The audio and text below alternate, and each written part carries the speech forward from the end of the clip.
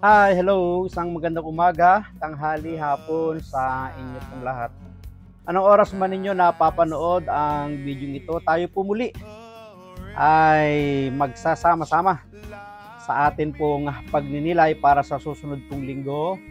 At ito po yung ating programa na hindi ninyo programa. Ang tandaan mo ito. Ano yon? Tandaan natin ito. Brad, ano na naman ba ang aming tatandaan sa programa mo na hindi namin programa? Ito ang ating tatandaan ngayon. Hawakan ninyo ako at pagmasdan. Ano yon? Hawakan ninyo ako at pagmasdan. Bakit naman yan ang aming tatandaan?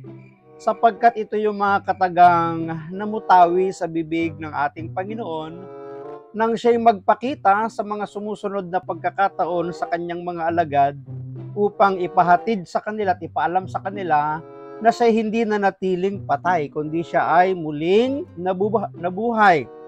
Kaya nga ang isang pagkukomfort niya sa kanila ay ipahawak yung lahat ng kanyang sugat sa paa, sa kamay at maging sa kanyang tagilir.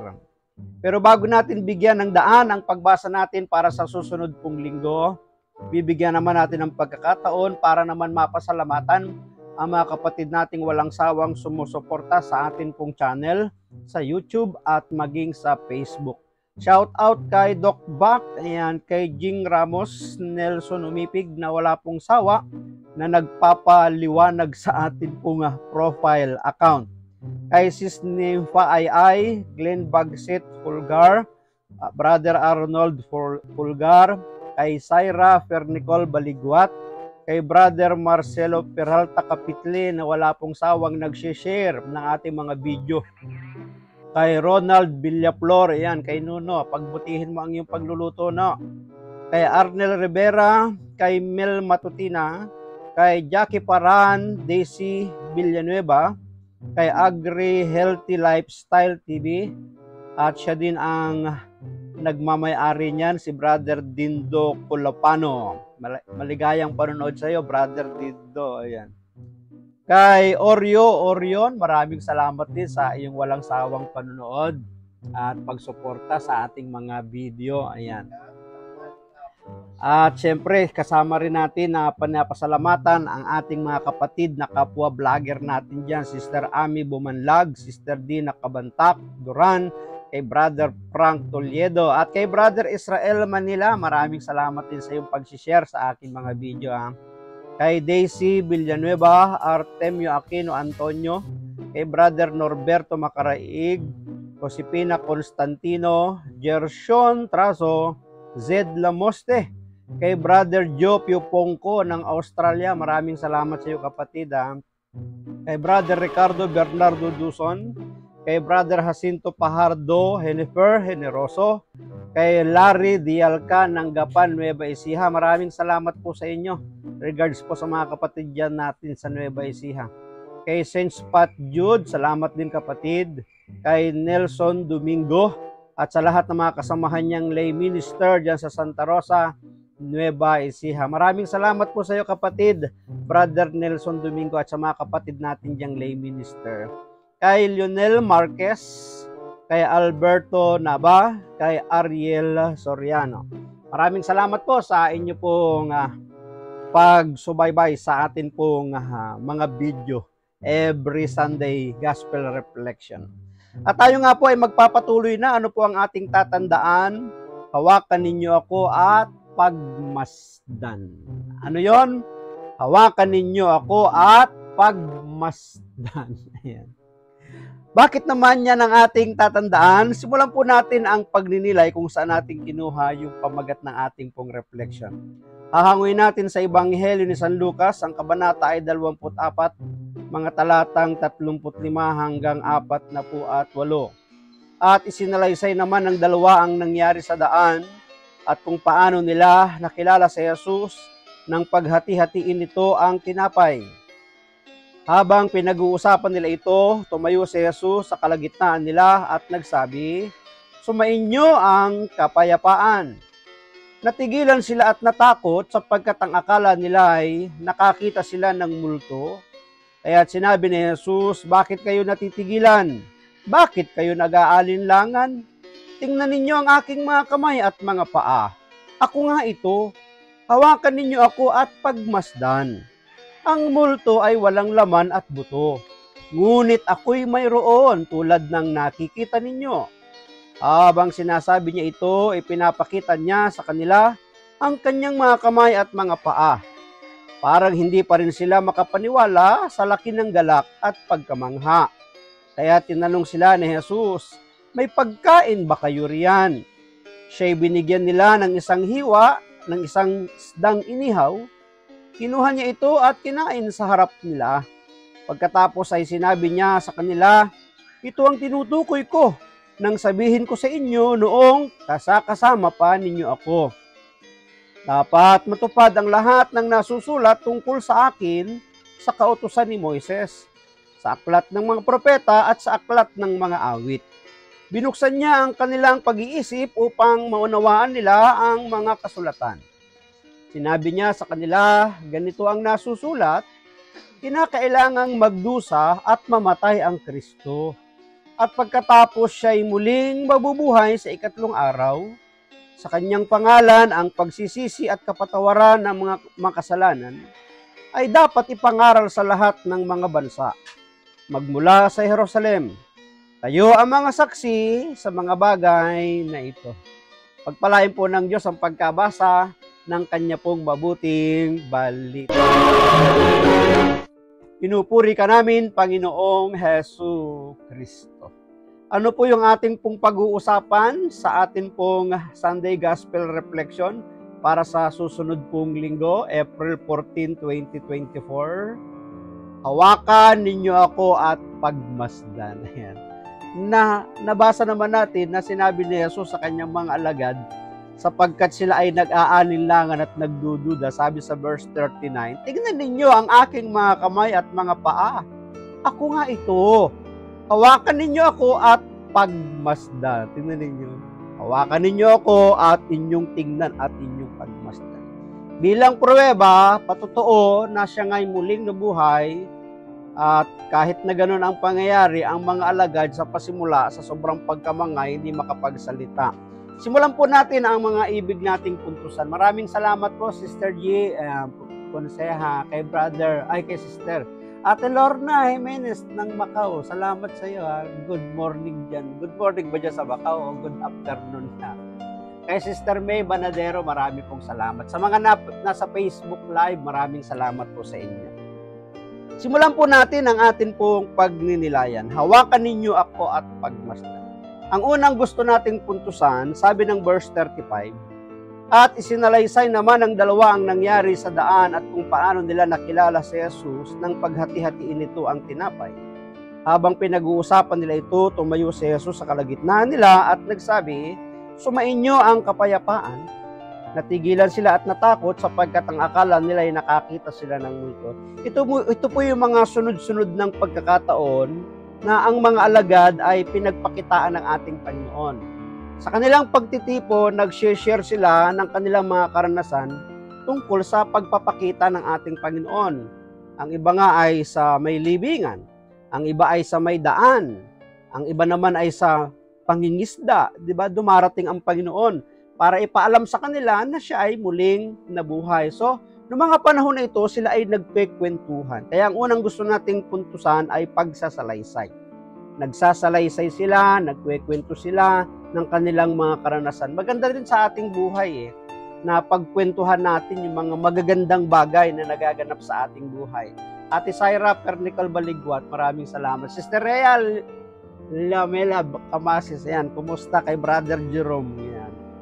So, nagkwekwentuhan sila, nagsasalaysayan sila, nag-sharing sila ng mga karanasan nila tungkol sa pagpapakita ni Jesus sa kanila sa iba't ibang pamamaraan at sa iba't ibang mga pagkakataon. Diba? Brother Renato de Ladja, maraming salamat sa iyo. Yan, good morning din sa iyo. Ito rin yung mga dapat nating matandaan. Ito rin yung mga dapat nating gawin. Na ang dapat nating pinagkwekwentuhan ay yung mga bagay na ginagawa ng Diyos na mabuti sa ating buhay. Kasi ang madalas ang pinagkwekwentuhan natin yung buhay ng may buhay, di ba? Pinagkukwentuhan natin yung kapintasan, yung kasiraan, yung nakita nating hindi maganda, binubutasan natin yung ating kapwa, yung ating kapatid, di ba? Ating mga kasamahan. Hindi maganda eh. Bakit? Gawain lang yan ng mga politiko eh. Bakit? Politiko ka ba? Politiko ba tayo na ang trabahuhin ay siraan ang ating kapwa para bumango lang tayo sa ating mga nasasakupan? Bumango lang tayo sa tao? Kailangan nating manira? Kailangan nating may tapakan? Kailangan nating mamintas? Kahit nga sa mga politiko, hindi dapat gawin yun eh. Dapat nga ang pagpapabango na ginagawa ng mga politiko ay pagkakawang gawa eh. Serbisyo sa tao eh, di ba? Pagtulong sa tao para pagdating ng eleksyon, hindi nila kailangan mangampanya. Bakit? Ang mangangampanya na sa kanila ay yung kanila mga mabubuting ginawa na ginawang serbisyo, pagtulong, pagkalinga sa taong bayan, di ba? Di lalo na tayo mga Kristiyano na ang dapat nating ginagawa ay gumawa ng mabuti, hindi yung maghanap ng kapintasan. Ang isalaysay natin, ang ikwento natin palagi ay yung mga bagay na mabuting ginagawa ng ating Diyos sa ating buhay. Ito yung mga karanasan na ginagawa ng Diyos sa ating buhay. Kaya ito yung una nating pinupuntusan, pagsasalaysay. Habang sila'y nag-uusap, tingnan po ninyo mga kapatid, habang sila'y nagsasalaysayan, nagkwekwentuhan, nag-uusap, sa mga karanasan nila tungkol sa pagpapakita ni Jesus, sapagkat ito yung mga panahon na sila'y nalulumbay, namimighati, maraming mga pagsisisi, mga panghihinayang, di ba? Ang Panginoon ay dumating sa kanilang kalagitnaan para sila'y i-comfort. Tatandaan natin, tama yung sinasabi ng Biblia, 2-3 na nagkakatipon ng dahil sa Panginoong Jesus, siya ay naroon sa kalagitnaan. O di ba? Habang sila'y nagsasalaysayan, nagkwekwentuhan ng mga bagay na karanasan ng pagpapakita ni Jesus sa kanila, biglang dumating si Jesus sa kanila. Eh kapag ang pinagkwekwentuhan natin, kapintasan, kasiraan ng ating kapwa, darating kaya si Lord? Diba? Sasamahan kaya tayo ng Panginoon? Pupuntahan kaya yung pagtitipong yun? Pupuntahan kaya yung grupong yun? Pupuntahan kaya yung pag-uusap na yun?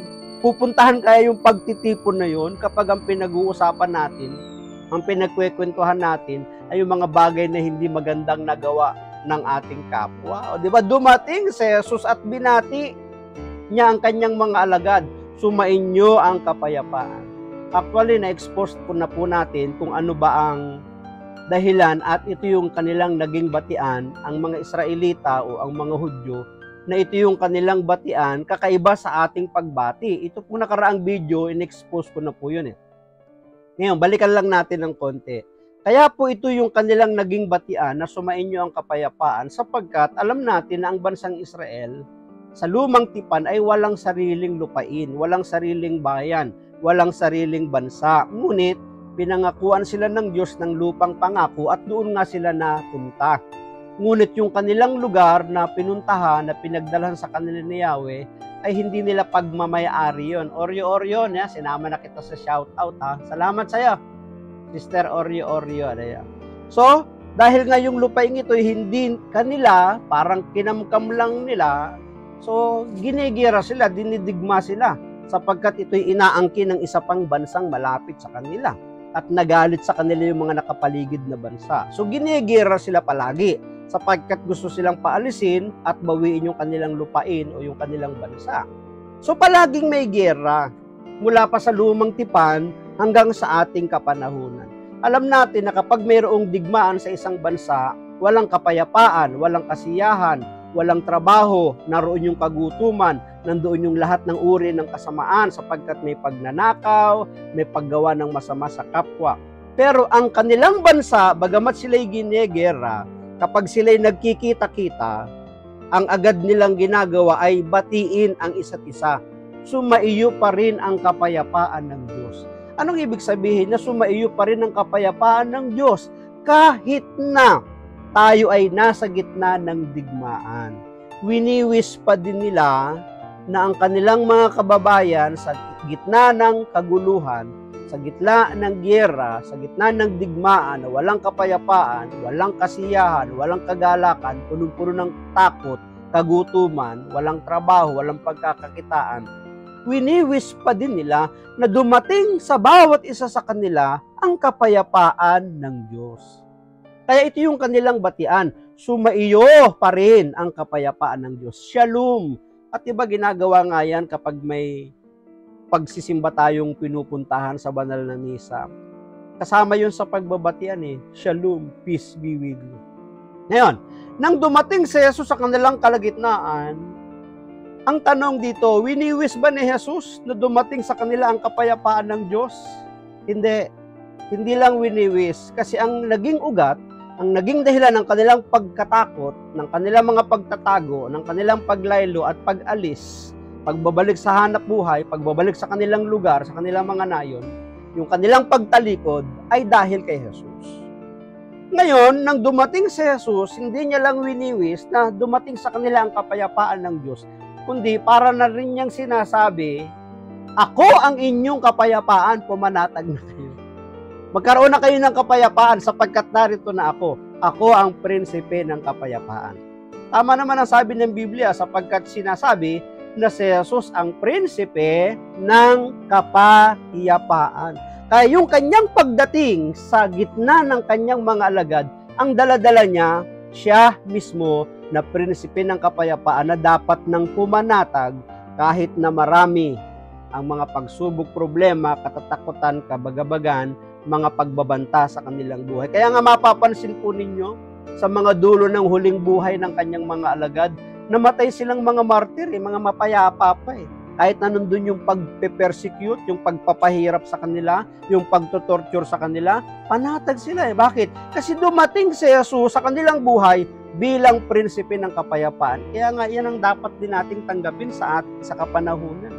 Dapat papasukin natin ng prinsipe ng kapayapaan sa ating buhay. Kaya ano man ang mangyari, panatag lang tayo. Wala kang pera, panatag ka.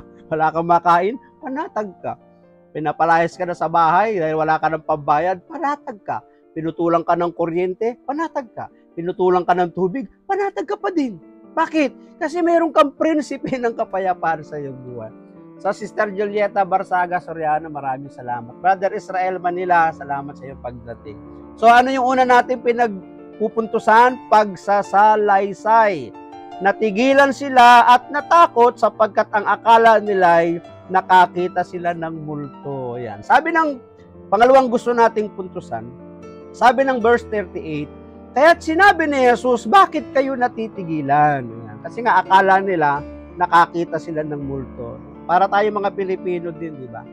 Minsan natatakot tayo dahil iniisip natin may multo. Sila din pala no? Sa kanilang kapanahunan, meron din palang multong umiiral na nagiging dahilan ng kanilang takot. Sabi ng Panginoon, kaya't sinabi ni Jesus, bakit kayo natitigilan? Bakit kayo nag-aalinlangan? Tingnan ninyo ang aking mga kamay at mga paa. Ako nga ito. Hawakan ninyo ako at pagmasdan. Ang multo ay walang laman at buto. Ngunit ako'y mayroon tulad ng nakikita ninyo. Hindi naman sila pinagbawalan ng Panginoon na huwag maniwala sa multo. Ang sabi pa nga ng Panginoon sa kanila, ang multo, walang laman at buto. O, di ba? So kahit pala sa Jesus, ina-acknowledge talaga na mayroong multo nung kapanahonan nila eh. Sapagkat i-describe niya kung anong mayroon sa multo eh. Eh ano palang wala? Walang laman at saka walang buto. Pero siya, na naroroon, ay mayroong laman at buto. Kaya nga ang sabi niya, hawakan ninyo ako at pagmasdan. O, diba? Natigilan sila eh, nag-alinlangan sila eh. Hindi nila pinaniwalaan na ang Panginoong Yesus ay muli ngang nabuhay. Sapagkat ito yung kanilang usapan eh. Nagkwekwentuhan sila. Maaring yung mga nakikinig na iba doon, hindi pa nila na-experience na dumating sa Jesus. Ang mga nagsasalaysay lang, ang mga nagkwekwento lang, ay yung nakaranas ng pagpapakita ni Jesus. Sa kabila ng kanilang pakikinig at pagkikwento ng mga nakaranas, dumating ang Panginoon. Ang natigilan siguro doon, yung first time na makakita o nakakita kay Jesus. Kaya nga ang sabi ng Panginoon, bakit kayo natigilan?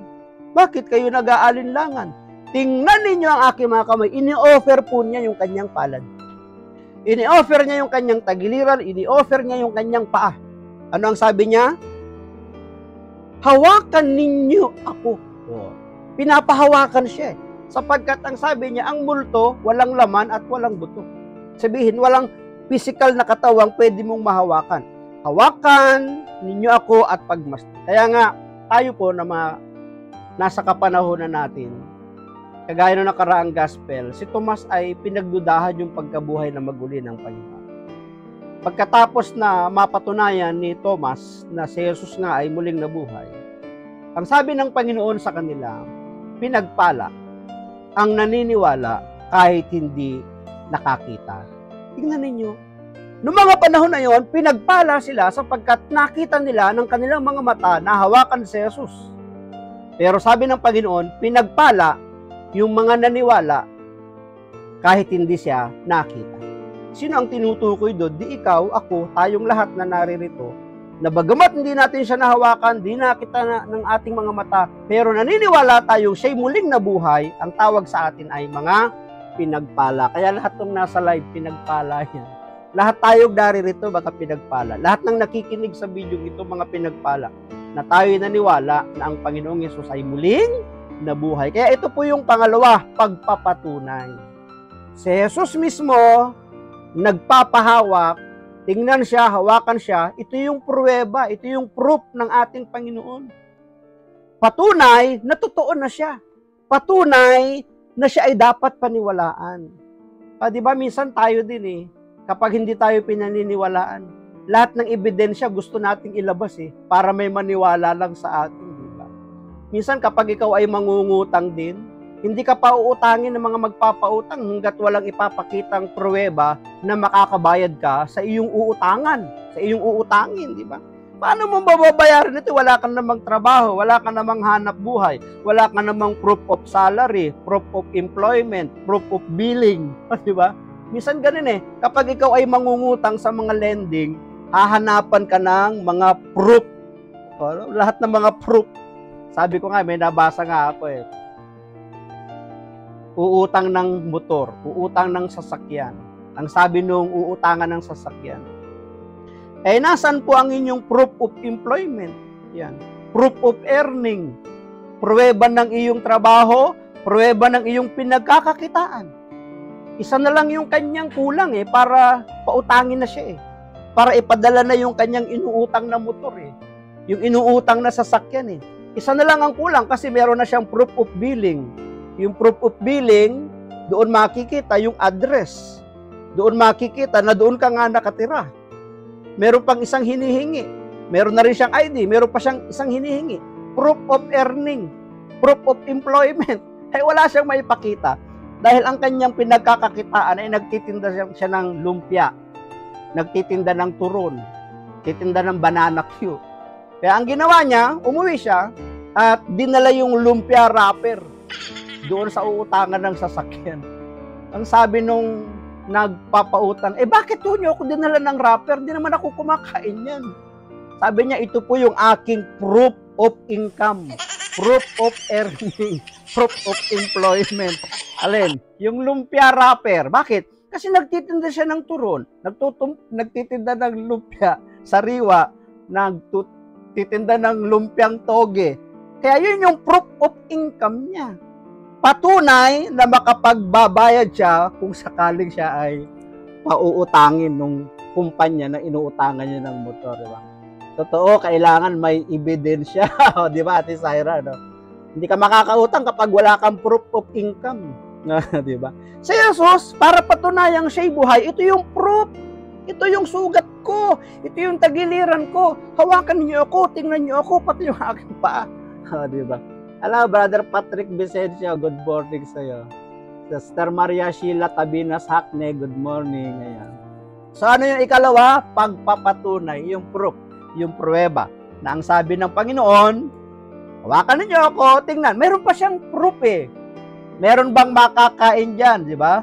Sabi ng verse 41, parang hindi pa rin sila makapaniwala sa laki ng galak at pagkamangha. Kaya tinanong sila ni Jesus, may pagkain ba kayo riyan? Di ba? Siya'y binigyan nila ng isang hiwa ng isdang inihaw. Kinuha niya ito at kinain sa harap nila. Pagkatapos ay sinabi sa kanila, ito ang tinutukoy ko nang sabihin ko sa inyo noong kasama pa ninyo ako. Dapat matupad ang lahat ng nasusulat tungkol sa akin sa kautusan ni Moises, sa aklat ng mga propeta at sa aklat ng mga awit. Ano pa yung pruweba na siya hindi multo? Kumain. Diba? Siya ay humingi ng pagkain sapagkat alam nila ayon sa kanilang paniniwala, ang multo ay hindi kumakain. Hello, John Michael Graffel, maraming salamat sa iyo. Sana yung mga kasamahan mo, kasamahan natin, mga multo na lang para hindi magastos sa pagkain. Di ba?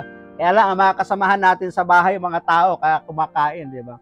Hello po, Sister Carmen Isip Quito Yambao, God bless din po sa iyo, di ba?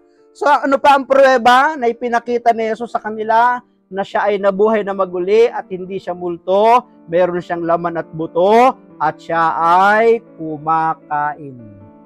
Bilang patunay na siya nga ay nabuhay na maguli, sapagkat ang multo ay hindi kumakain. So, pagpapatunay. Pangatlo na gusto po nating puntusan, sabi ng verse 44, basahin natin.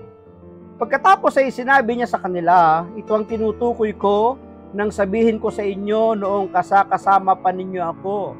Dapat matupad ang lahat ng nasusulat tungkol sa akin sa kautusan ni Moises, sa aklat ng mga propeta at sa aklat ng mga awit. Binuksan niya ang kanilang pag-iisip upang maunawaan nila ang mga kasulatan.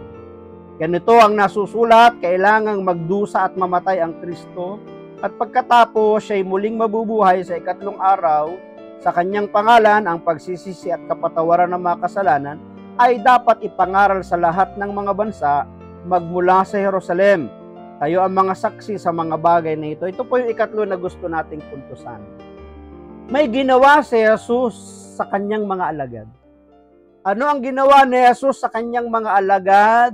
Binuksan ang kanilang isipan. Kaya ito yung ikatlo, pagbubukas ng isipan. Bakit po binuksan? Kasi sarado. Diba?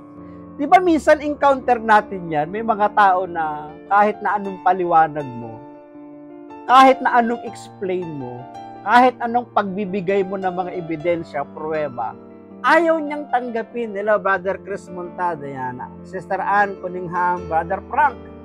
Good morning sa'yo, Brother Frank Toledo. Ayan.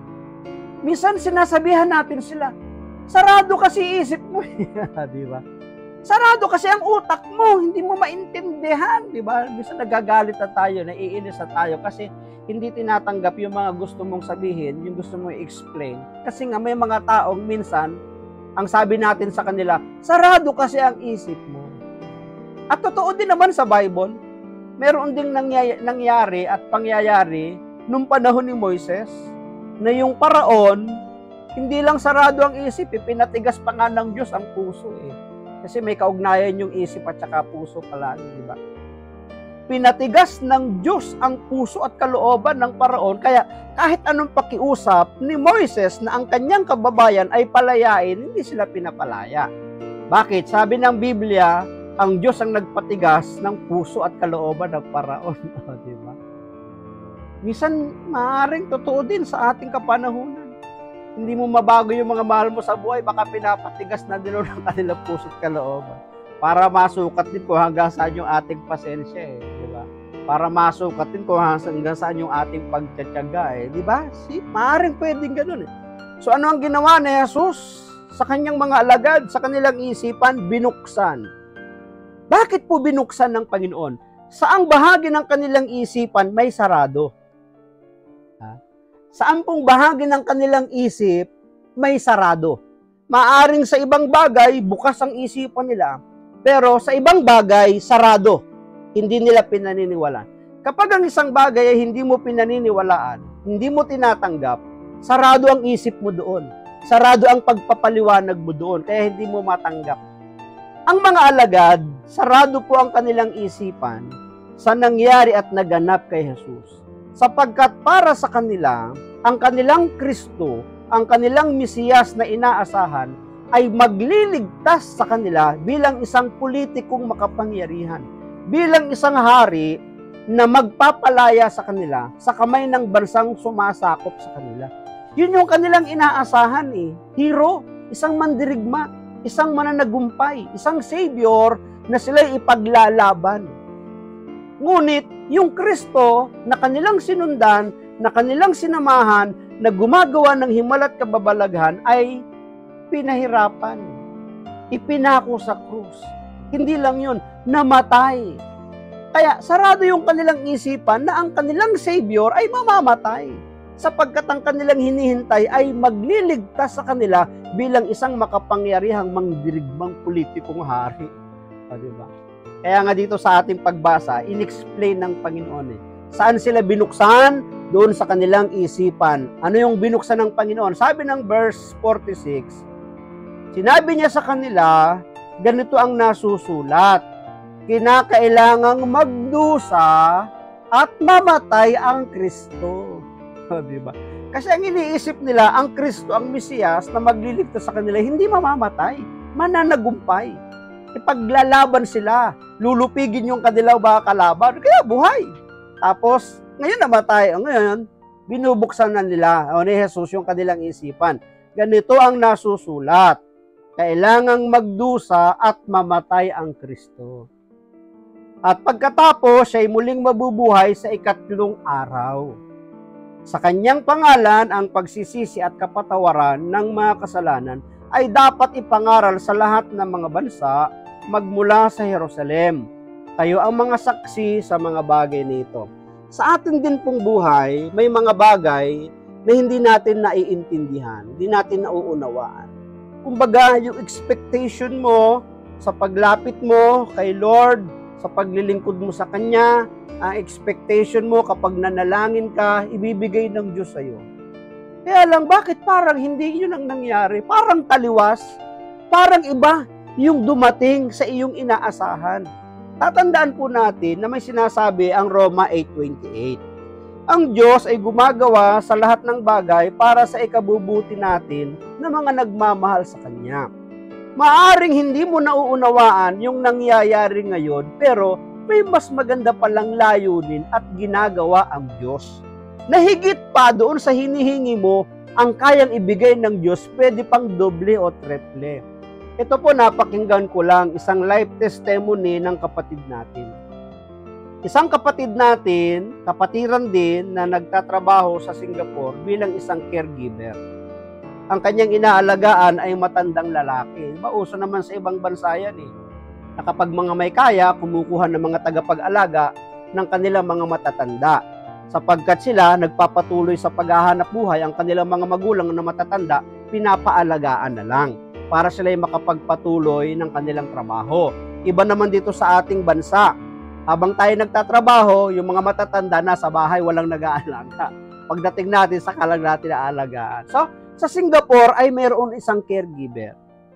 Dumating ang panahon, kasi ito lang yung kanyang pagkakitaan, dito lang siya umaasa, dito rin umaasa ang kanyang pamilya. Dumating ang panahon na yung kanyang inaalaga ang matandang lalaki, nagkasakit. So, nung magkasakit, dinala sa ospital, kasama siya, nag-aalaga, siya yung nagbabantay. Dumating ang panahon na naging malubha yung karamdaman ng kanyang inaalaga ang matandang lalaki. At hindi lang naging malubha, namatay. So, nung mamatay yung kanyang inaalagaan, so ang isipan niya, tapos na yung kanyang trabaho. Wala na siyang pagkakakitaan. Hindi na siya makakahanap pa ng trabaho. Kaya ang nasa isip niya, nang mamatay yung kanyang inaalagaan, siya'y uuwi na ng Pilipinas. Magbabalik Pilipinas na siya. Kaya lang ang problema, nung siya'y magpapaalam na siya'y babalik ng Pilipinas, hindi siya pinayagan ng abogado ng pamilya. O di natakot ngayon siya. Kinabahan siya. Bakit siya kinabahan? Kasi dami nang pumasok sa kanyang isip. Bakit kaya hindi ako pinayagan? Siguro isisisi sa akin kung bakit nagkasakit yung aking inaalagaan. Siguro isisisi sa akin kung bakit nagkaroon ng malubhang karamdaman. Siguro isisisi sa akin lahat. Kaya namatay yung aking inaalagaan. Nagkaroon ng maraming takot. Sari-saring takot ang dumating sa kanyang buhay. So hindi siya nakauwi ng Pilipinas. Dumating ang panahon, ipinatawag ng abogado ang buong pamilya. Kamag-anakan nung namatay. Kasama itong caregiver. Yung pala, babasahin kung kanino ipamamana yung kanyang negosyo, yung kanyang perang nasa bangko. Kasi may negosyo po yung caregiver, yung matandang inaalagaan niya. Tapos may malaking pera sa bangko. Nung binasa yung pamana, Kaya pala hindi siya pinauwi ng abogado ng pamilya. Kasi yung pamana ng namatay na inaalagaan niyang matandang lalaki, sa kanya ipinamana. Yung buong pera niya, nang namatay na kanyang inaalagaan, yung buong pera noon, ipinamana sa kanya. Pati yung negosyo nung matandang lalaking namatay, sa kanya ipinamana. Sapagkat siya ay naging mabuting caregiver, tagapag-alaga doon sa matanda. Dahil walang ibang nag-aalaga doon sa matanda. Ang ginawa ng matanda habang siya'y nabubuhay pa, nagpagawa ng testamento ng huling habilin na doon sa kanyang caregiver ipamana lahat ng kanyang ari-arian.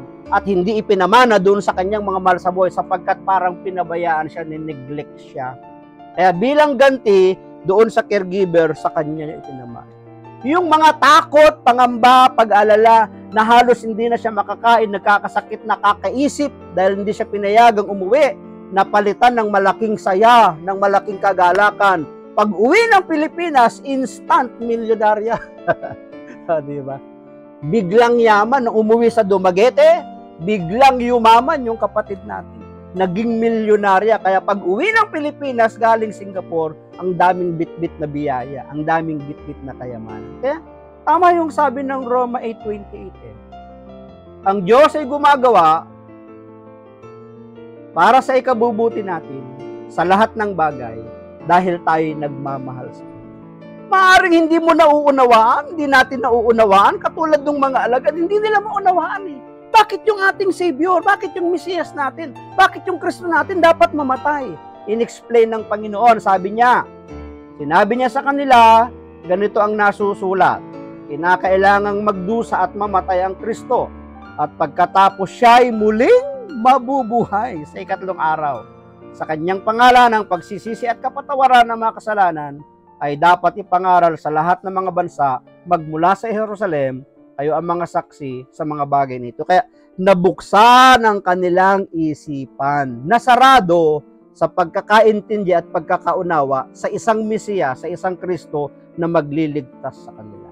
Kaya nabuksan. Kaya ang mga alagad, nang sila'y magpatuloy na maglingkod, ng mga naging martir silang lahat. Bakit? Bukas na ang kanilang isipan. Lahat ng kanilang gagawing paglilingkod, kahit may persecution, kahit may pagsubok, kahit may pagbabanta, hindi na sila takot. Bakit? May buhay na walang hanggan. Kaya ano yung ikatlo?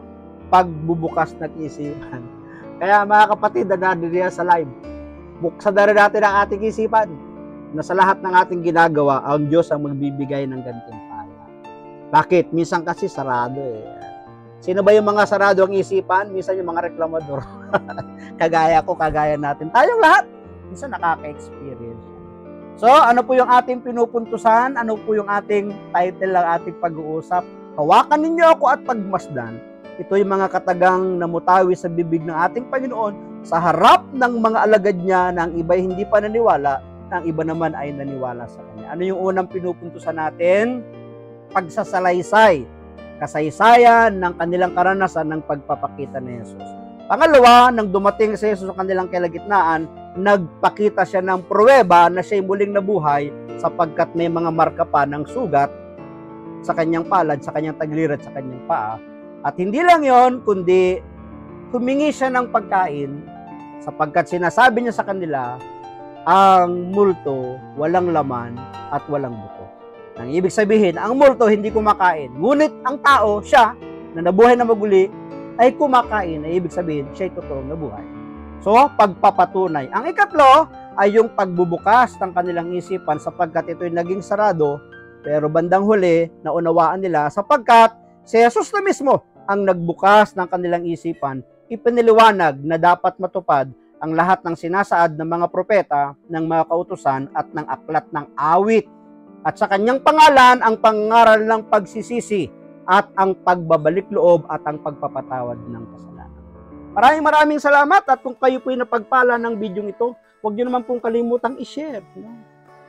Siyempre, mag-like din kayo, mag-comment din kayo para every Sunday reflection natin, mapasama po kayo sa shoutout.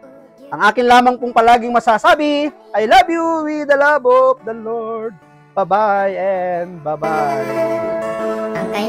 Yan sa mga nasa live, maraming salamat po sa inyo. Salamat sa Lord.